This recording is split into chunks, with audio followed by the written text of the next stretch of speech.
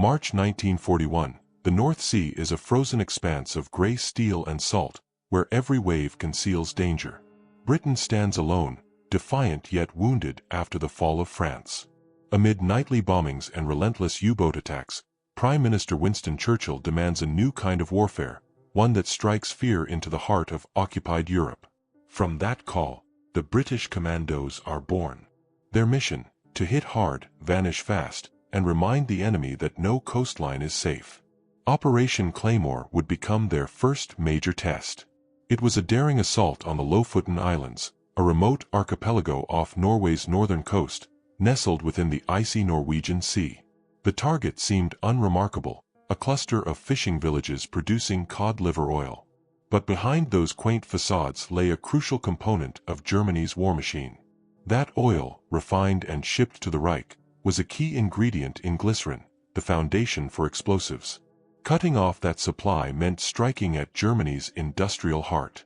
The order came from Combined Operations Headquarters, under the leadership of Admiral Sir Roger Keyes.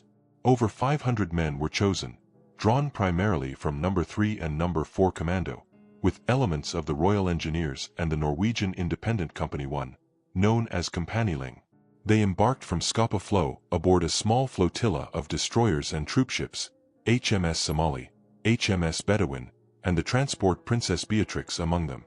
The voyage northward was perilous, through waters haunted by Luftwaffe patrols and German submarines. Every man aboard New Discovery meant disaster. The operations planners were meticulous.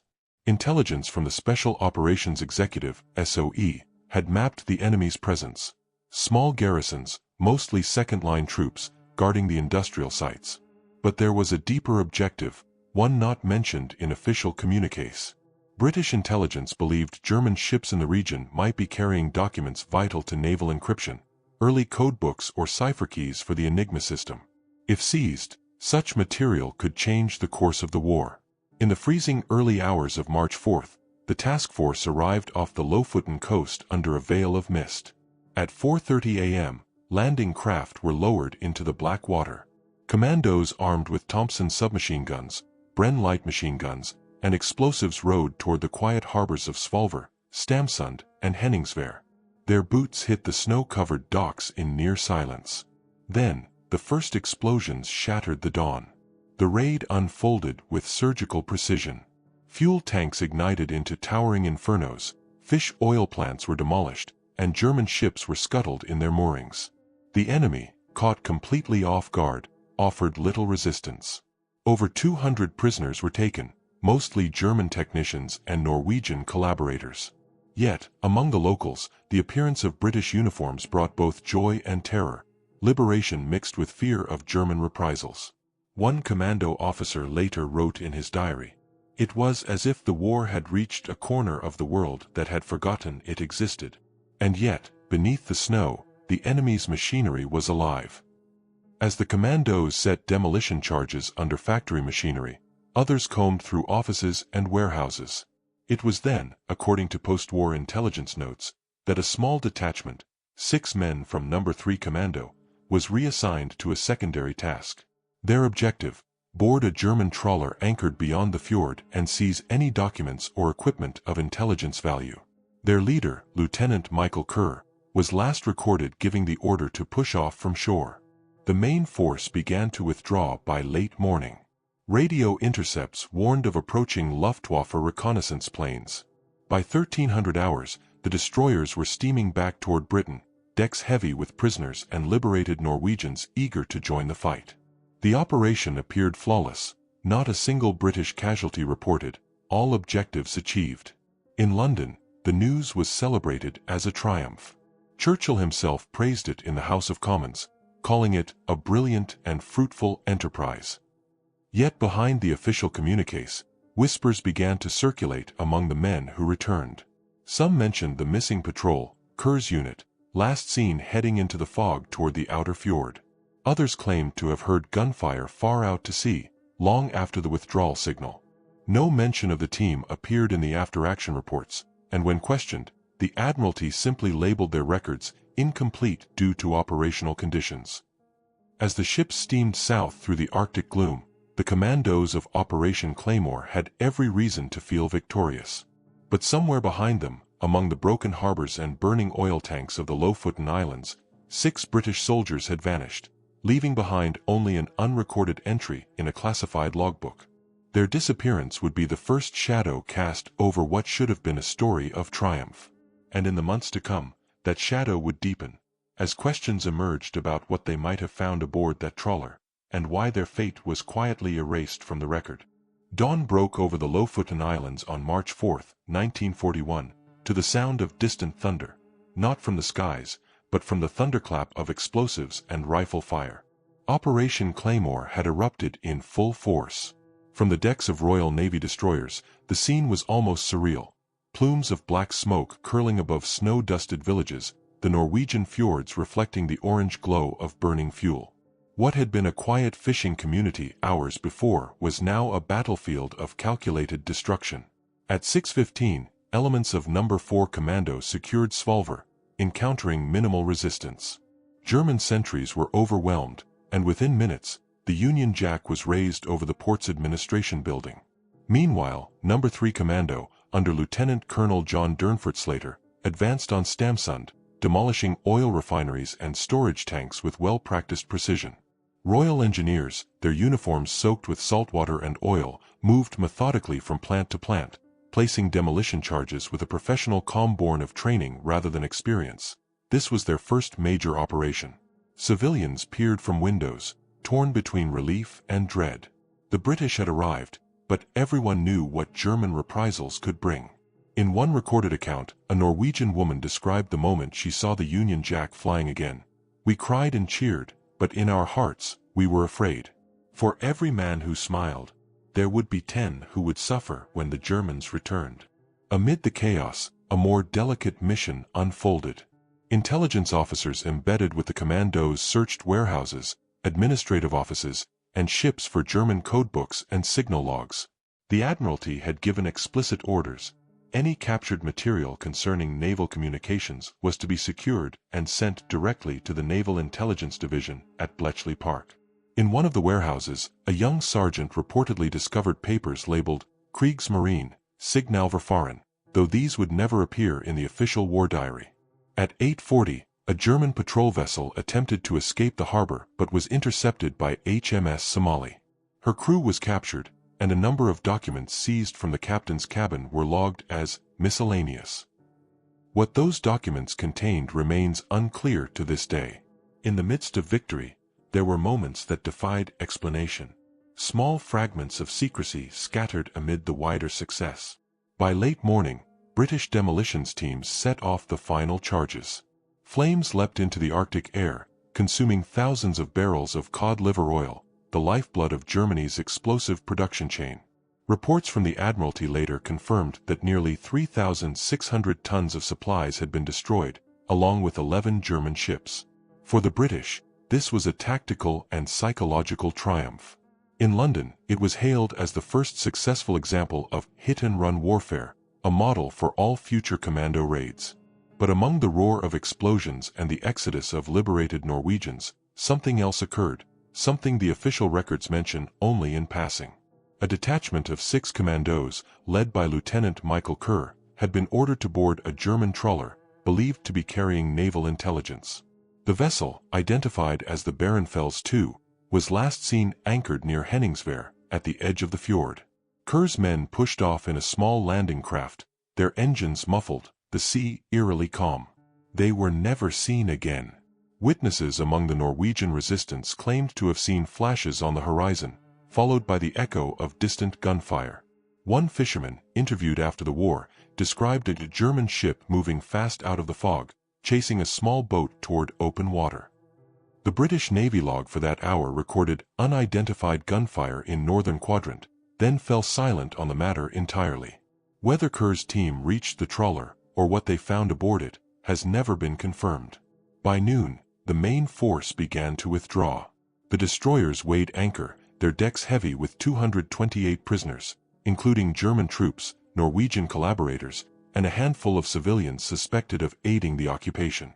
In addition, over 300 Norwegians volunteered to join the Allies, boarding ships bound for Britain where they would later form the nucleus of Norway's free forces. As the flotilla steamed back across the grey waters of the Norwegian Sea, the men aboard celebrated. They had completed their mission with minimal losses, officially, none. But as the adrenaline faded, whispers spread among the ranks. Some asked about Kerr's section, others noted the empty space on the muster roll. The commanding officers offered curt reassurances, all accounted for. Yet, the coded dispatch sent to Combined Operations HQ read differently, one team delayed. Awaiting confirmation. In London, Churchill delivered his message to the nation.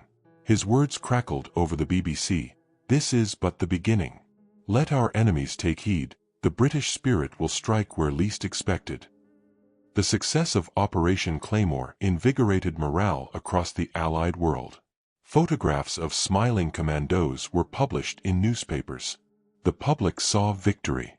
But buried within internal naval communications, a short classified note circulated among intelligence circles, Commando Section 6 unconfirmed.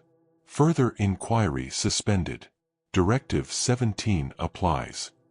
The British public never heard of Section 6. No mention appeared in official records. For the families of the missing men, no letters arrived. Their names would later appear only as missing, presumed dead, though no bodies were ever recovered, and no graves ever marked their loss.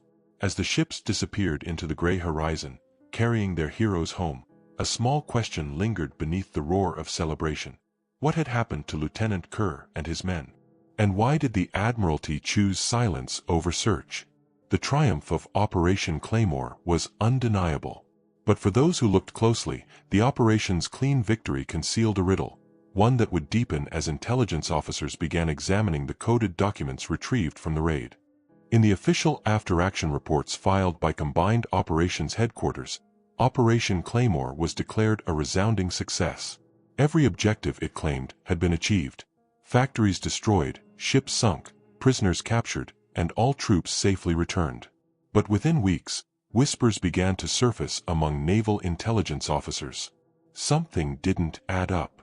A section of No. 3 Commando, led by Lieutenant Michael Kerr, had vanished, quietly omitted from the public narrative.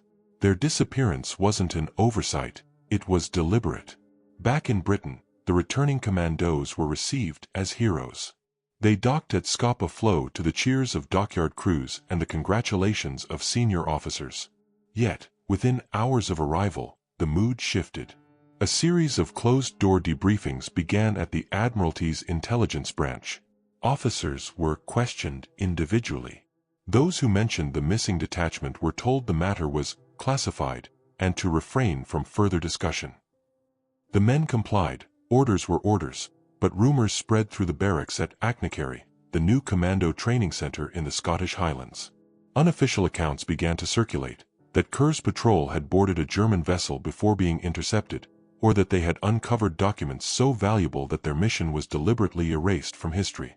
Others claimed the team had been captured alive and executed by German naval forces. But none of it appeared in the records.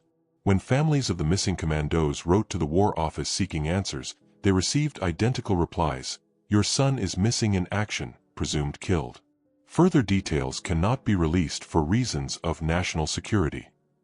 The secrecy was suffocating. Yet, buried in the archives of the Admiralty was a single notation, handwritten in blue pencil.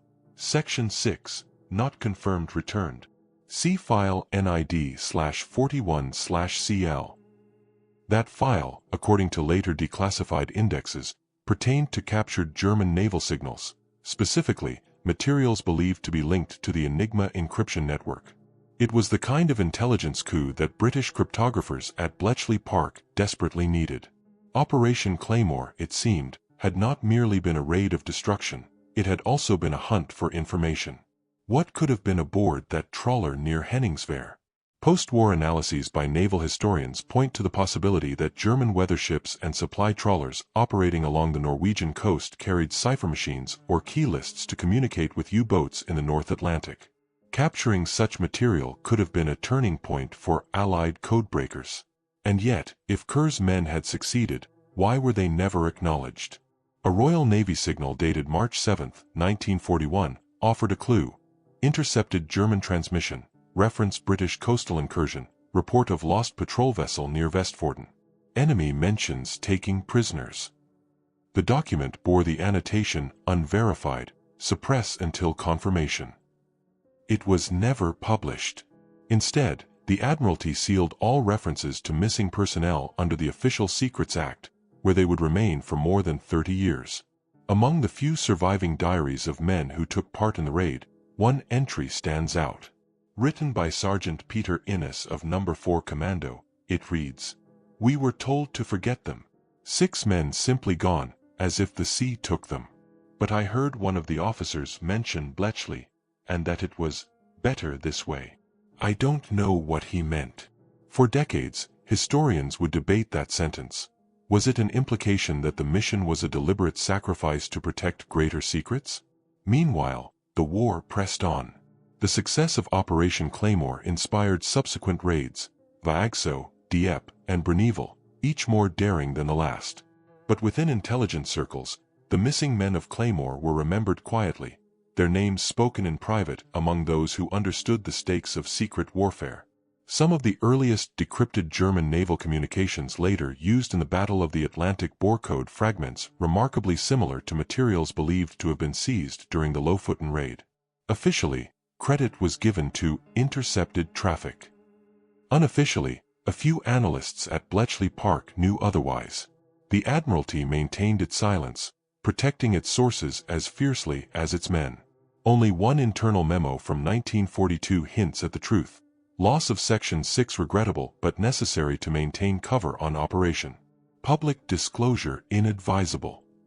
The phrasing is cold, bureaucratic, but it reveals something chilling, that the disappearance may have been not an accident of war, but an act of containment.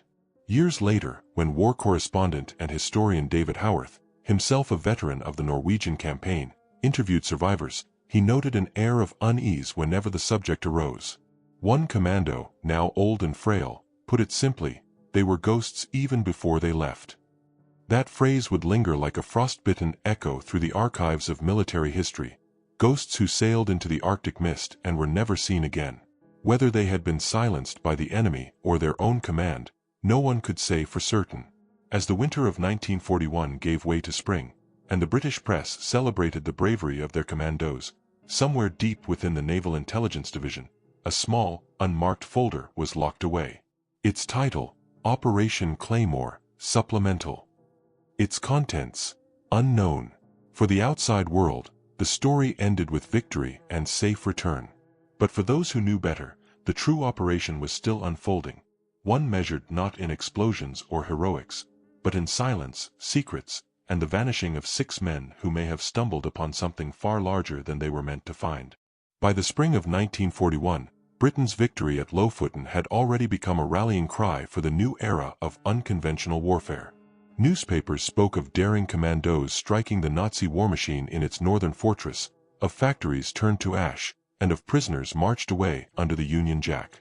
But behind the triumph, a different sort of operation was underway. One conducted not in the fjords, but in the quiet rooms of British intelligence. Operation Claymore's true aftermath would unfold not on the battlefield, but in the cryptographic corridors of the Admiralty and Bletchley Park.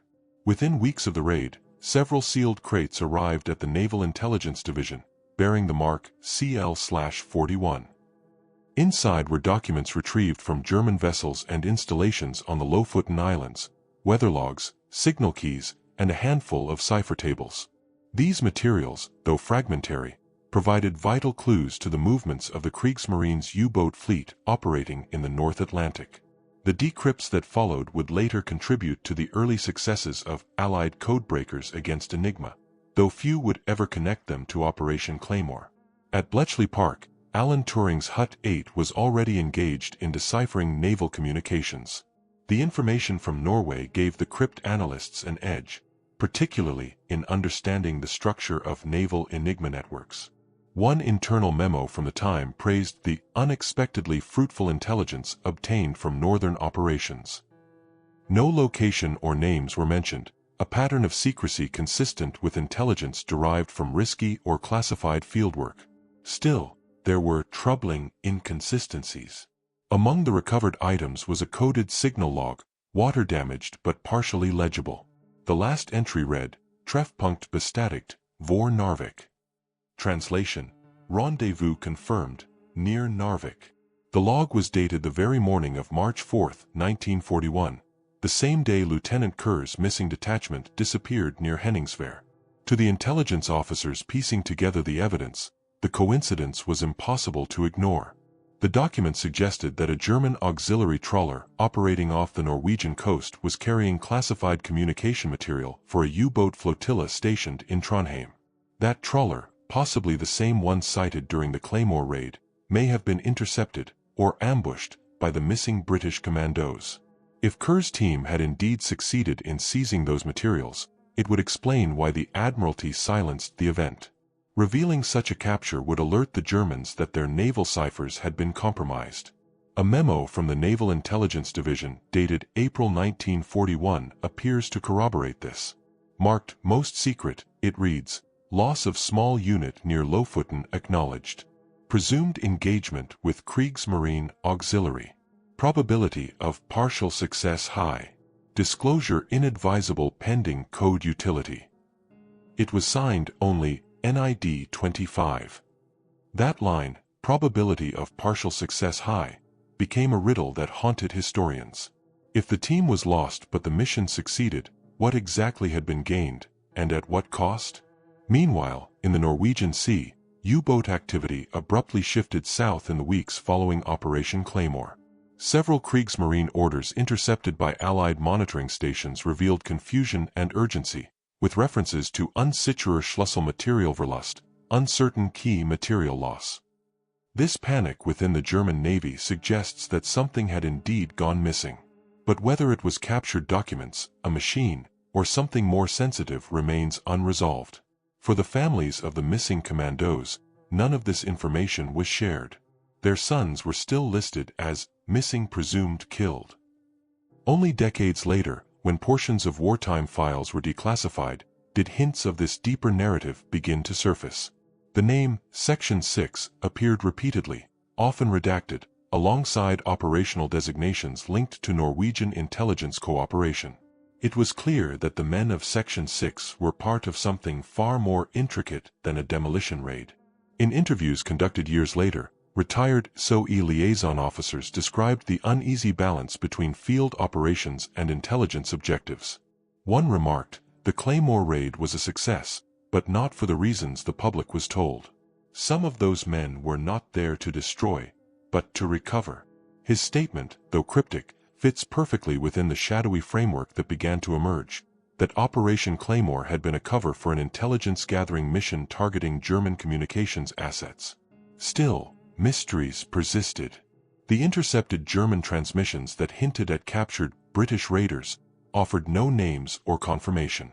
The Kriegsmarine records recovered after the war listed no such prisoners. Nor did Allied POW registries ever record the 6 missing Commandos.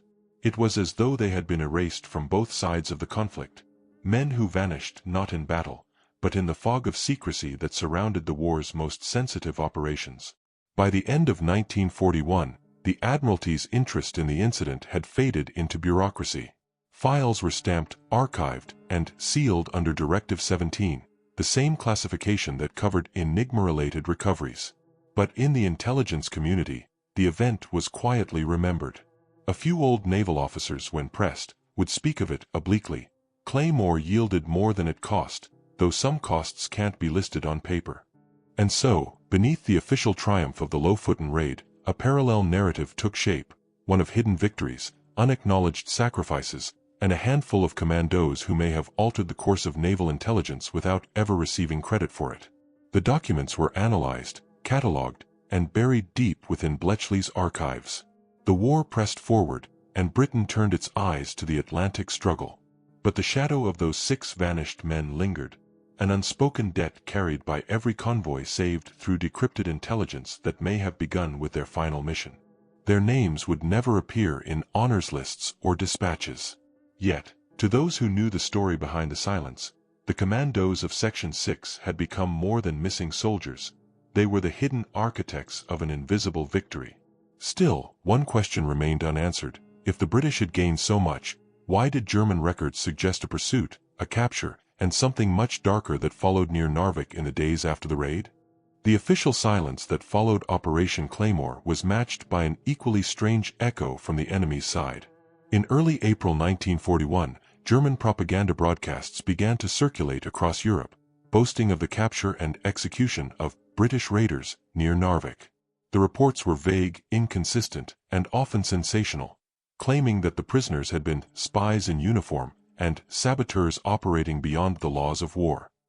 The British government dismissed the story as Nazi disinformation. But within the intelligence community, the timing was impossible to ignore. The broadcasts appeared just 3 weeks after the Lofoten raid, the same period during which Lieutenant Michael Kerr's detachment was declared missing, unconfirmed. Coincidence seemed unlikely. British listening posts at Scarborough and St. Eval intercepted several German naval transmissions that hinted at a successful interception of enemy commando element north of Vestfjorden. The decoded message included a chilling phrase, "Gefan Jean nach Narvik gebracht, kein weiteren Meldungen," prisoners taken to Narvik, no further reports. Yet no records of these prisoners ever surfaced in Red Cross archives, nor were they included in post-war German POW lists. Either they were never captured at all, or they had been removed from the record entirely. For the families of the missing men, the silence was unbearable. Letters to the War Office were answered with form responses, stamped with the cold detachment of bureaucracy. "We regret to inform you that no further information is available at this time." One mother, Mrs. Ellen Kerr, wrote directly to Winston Churchill in late 1941, pleading for clarity about her son's fate. The reply came not from the Prime Minister, but from a secretary at the Admiralty. All inquiries concerning classified operations are subject to restrictions under the Defense Regulations Act. Her letter, like so many others, vanished into the archives. Meanwhile, among Royal Navy officers stationed in Scapa Flow, rumors took on a life of their own. Some claimed that Kerr's patrol had been captured and interrogated for information about British raiding tactics. Others whispered darker possibilities, that they had stumbled upon something too sensitive to survive. A junior officer aboard HMS Somali later recalled hearing his captain remark, "Those men found something that wasn't meant to be found." When pressed for details, the captain refused to elaborate. At the same time, Allied intelligence began to notice irregularities in German naval behavior around the Norwegian coast. U-boat patrol routes shifted abruptly. Supply trawlers changed their call signs, and a new layer of encryption was added to certain Kriegsmarine communications. It appeared the Germans were reacting to a breach, perhaps even to the loss of critical materials captured during Operation Claymore. If so, that would confirm that Kerr's mission had succeeded before being silenced. But there was another possibility, one far more troubling. Some within British intelligence theorized that Kerr's team had been captured alive and used, unknowingly, to feed misinformation back to the Admiralty.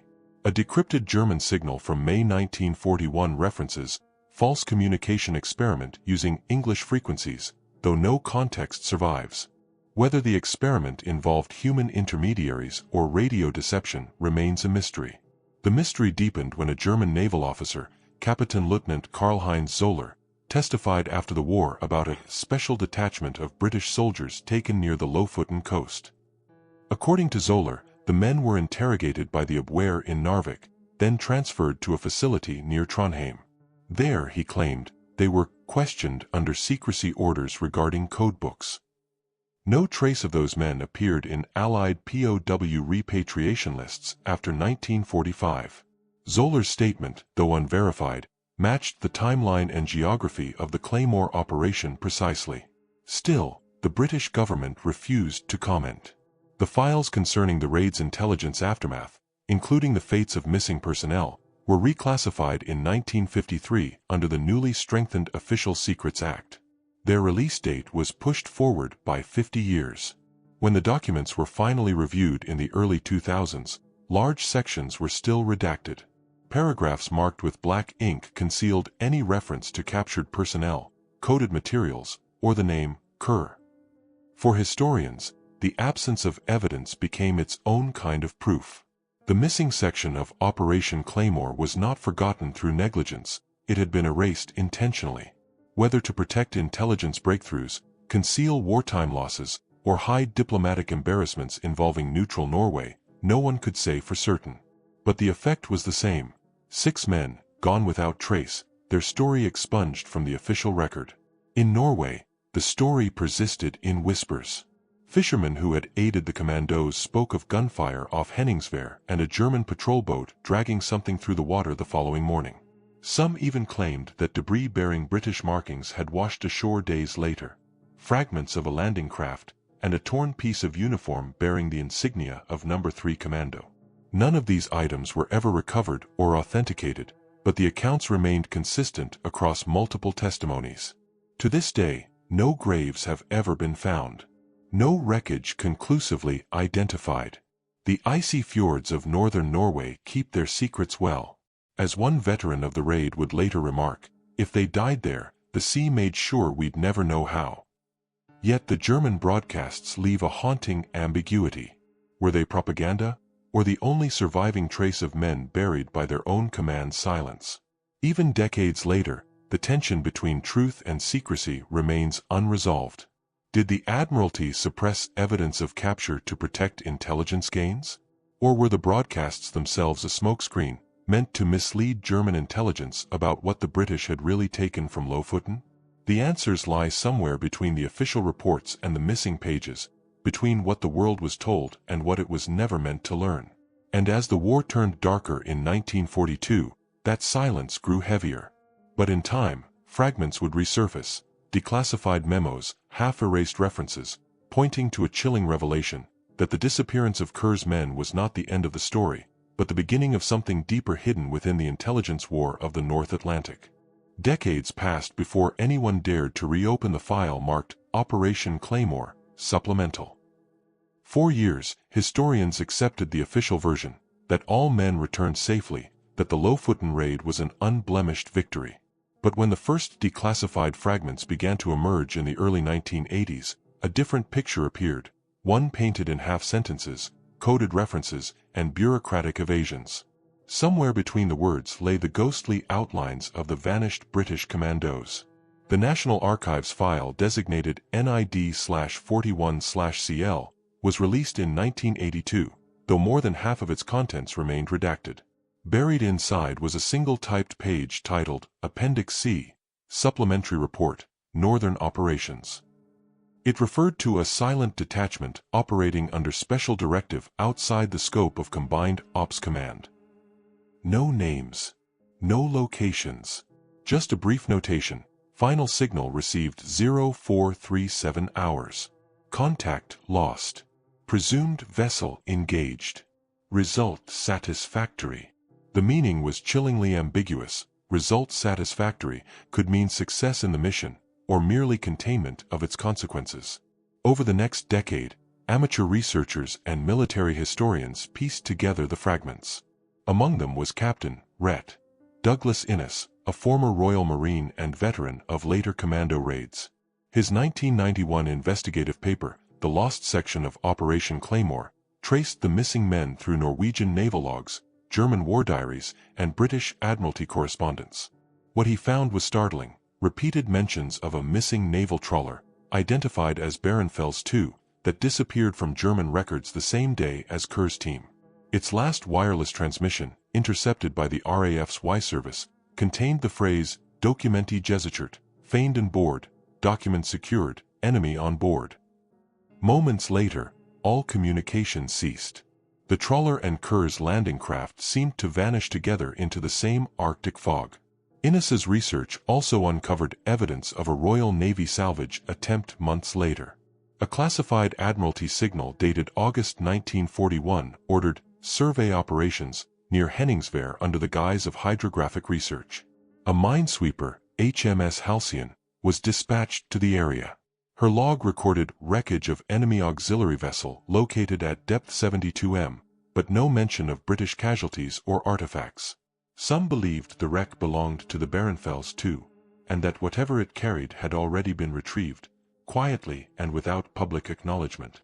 Meanwhile, at Bletchley Park, the effects of Operation Claymore's hidden success were becoming clear. By late 1941, Allied codebreakers had achieved breakthroughs in reading German naval Enigma traffic, a feat previously thought impossible. Officially, these advances were attributed to routine interception. Unofficially, a few cryptanalysts whispered that they owed their progress to material acquired from a northern raid. The details remained unspoken, but the implication was clear. Kerr's team had succeeded before they vanished. Still, no closure came for the families. When documents were partially declassified in the early 2000s, relatives of the missing Commandos petitioned for recognition. The Ministry of Defense responded with a short statement: "There is no evidence to confirm the loss of any personnel during Operation Claymore. Records remain incomplete." To those who had waited 60 years for answers, it was salt in an old wound. In 2011, a Norwegian dive team exploring wrecks near Henningsvær discovered the corroded hull of a German trawler resting upright on the seabed. The nameplate was gone, but the vessel's design matched that of the Behrenfels too.